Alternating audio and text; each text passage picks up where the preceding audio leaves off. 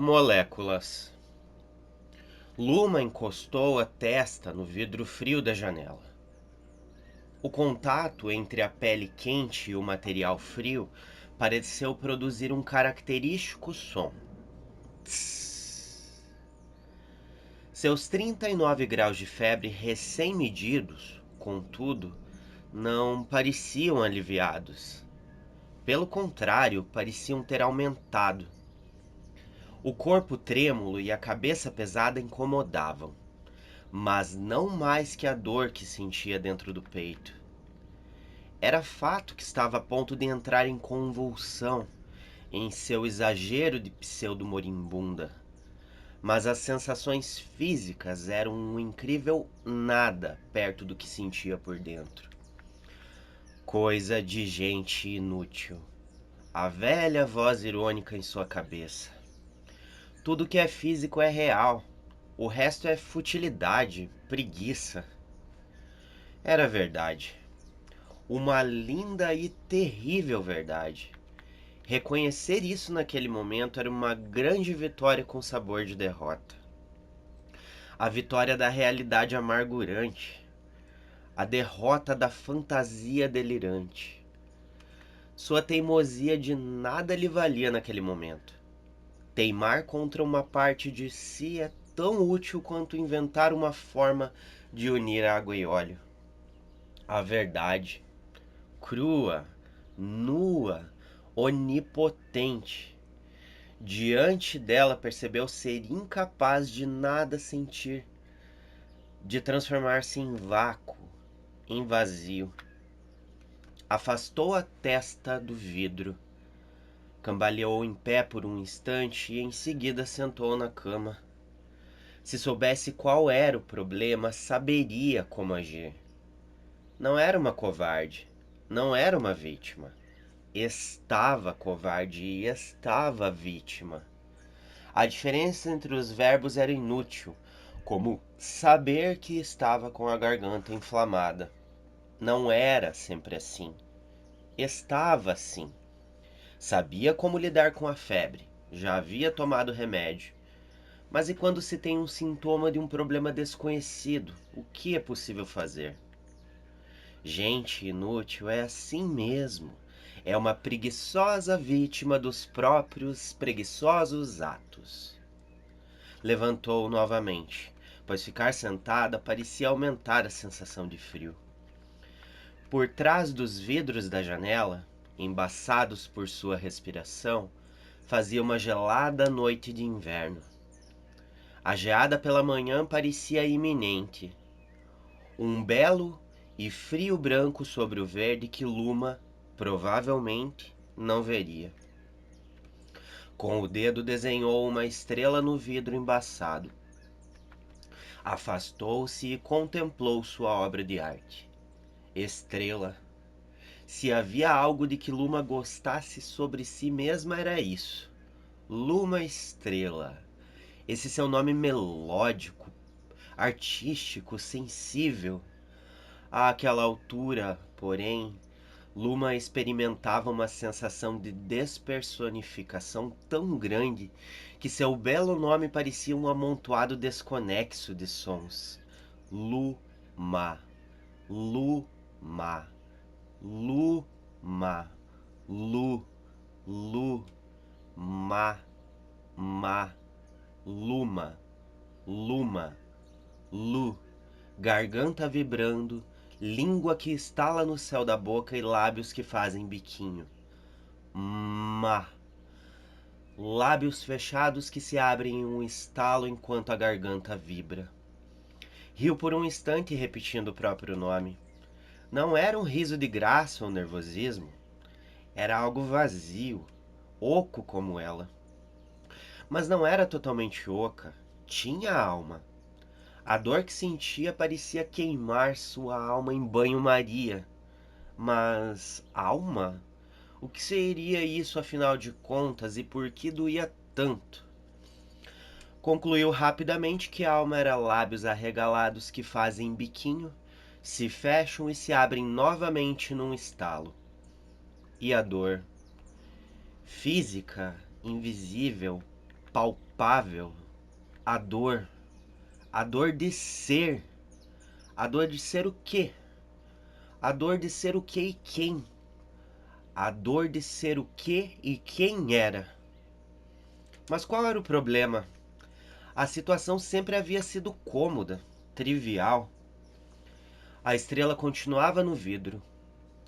A água condensada formava gotas que escorriam, fazendo linhas verticais no desenho. Essas gotas, Luma concluiu, eram moléculas de água deslizando sobre um material translúcido que um dia havia sido areia. As gotas eram moléculas que haviam saído de seus pulmões. Onde aquelas moléculas já haveriam estado antes de estarem ali, formando e ao mesmo tempo destruindo seu desenho? Haveriam estado no oceano, tão próximas das moléculas da areia que agora era vidro? Teriam um dia sido orvalho, caído de plantas ou de genitálias ou de olhos? Era, a palavra certa lhe fugiu, engraçado estar ali diante da janela. A febre nada mais era do que o vulcão que havia dentro de si, aquela lava escaldante e destrutiva, contida desde sempre, que agora estava prestes a jorrar para todos os lados. Os bonzinhos de carteirinha podiam discordar, mas Luma não via outra solução para o caso. O que fazer com um ser humano? Uma bomba relógio em uma iminente ameaça de autodestruição? Deixar com que se destrua e destrua junto o que houver em seu redor? Ou destruí-lo primeiro, de maneira segura? É claro que para Luma a primeira opção era a melhor. Sua bondade utópica e seu difuso senso de redenção jamais permitiriam que ela não enxergasse a bomba como um ser humano, com possibilidade de cura, perdão, absolvição, salvação ou qualquer outro termo que significasse exatamente a mesma coisa. Sim, fosse a bomba outro qualquer ser, até mesmo seu pior inimigo, a compaixão ditaria suas ações e concepções. O problema era que a bomba não era ninguém senão ela mesma. Isso tornava tudo um grande nada sem sentido. A linda e doce compaixão, responsável por grande parte de seu orgulho de ser quem era, o principal pilar de sustentação de sua vida, adquiria uma desagradável coloração quando direcionada a si mesma. Sentir compaixão por si revelava a verdadeira face desse sentimento. Era dó, pena. Em um instante, Luma percebia que o doce sentimento que nutria pela humanidade era apenas um disfarce. Não aceitava sentir pena de si. Provavelmente sentia pena dos outros, mesmo que sem perceber, mas não havia uma única maldita maneira de encarar isso quando estava diante do espelho, olhando para sua vitimez. O fato a irritava, envergonhava, ativava os modos de autodestruição e autossabotagem. Agitava o vulcão que, mesmo tranquilo na maior parte do tempo, estava sempre lá, à espera de uma faísca em seu estopim. Sentia, em alguma esfera transcendente de seu ser, que havia algo oculto nisso. Uma espécie de lição, algo que precisasse aprender. Gostava de aprender. Era totalmente a favor do autoaprimoramento e da autodescoberta. Mas havia certas camadas da cebola de seu ser que não podiam, não deveriam ser descascadas. E com todo o estoque de sinceridade que tinha, estava farta de tantos altos. Sim, ser sincera consigo não era tão fácil quanto ela gostaria de achar que era. Ser louca é fácil. A estrela, já bem deformada, sumiu completamente sob suas mãos. Não podia mais suportar o fardo. Suas costas já haviam perdido a força. Olhou para a porta do banheiro. A porta olhou de volta, como se a desafiasse. O desafio era a faísca que o vulcão tanto aguardava. Como que por mágica, viu-se diante do espelho. Talvez estivesse delirando por conta da febre, talvez tivesse se teletransportado, talvez estivesse nascendo ali diante do espelho ou morrendo. Quem a encarou no espelho foi uma jovem ruiva, lá pelos seus 20 e poucos anos. A jovem, nem tão jovem assim, estava com as bochechas tão coradas que as sardas, no geral um destaque em sua face, estavam parcialmente invisíveis. Os olhos cor de mel, melda, segundo Alessandra, sua prima e melhor amiga, estavam baixos, cansados, sem brilho. Os cabelos cor de fogo despenteados e cebosos denunciavam não somente a falta de banho, mas também a falta de ânimo. No geral vaidosa, Luma era tão transparente quanto aquele vidro da janela.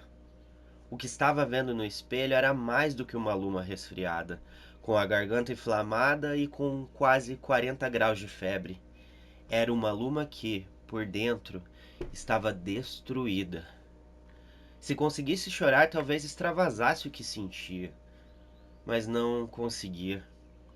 Os olhos pareciam tão secos que o simples movimento natural para mirar outro ponto focal parecia fazê-los ranger. Cogitou incluir um pouco mais de drama ao momento, indo até o quarto, pegando as gotas de água de sua respiração do vidro da janela e colocando-as nos olhos. A ideia fez a jovem do espelho rir e por um instante os olhos secos pareceram se iluminar. Encarando os olhos, Luma começou a cantar. Ei, não entre sem bater, espera que eu já vou abrir. Você veio sem me avisar, eu nem tive tempo de me arrumar. Espera aí que eu vou abrir duas janelinhas. Nessas janelinhas você vai ver que meu quarto está desarrumado e que a sala está uma bagunça. Mas eu vou abrir a porta, porque eu sei que você não se importa com chatice de organização. Dá trabalho fazer faxina no coração de uma menina. A música de sua vida. Ouvira ela pela primeira vez quando era criança, mas a letra a descrevia cada vez mais conforme o tempo passava. A alma estava agora em carne viva. Havia chegado o momento. Luma abriu o armário. Luma pegou um frasco. Luma enfiou um dedo no frasco. Luma puxou um comprimido. Luma levou o comprimido à boca. Luma engoliu. Luma repetiu mecanicamente o ato por exatas 35 vezes, lentamente, sem quebra de ritmo. Os últimos comprimidos foram os piores. Alguma molécula de sentinela em seu organismo parecia ter percebido o perigo e ligado o alarme. Antes de usar o teletransporte pela segunda vez naquela noite, deu uma última olhada para o espelho.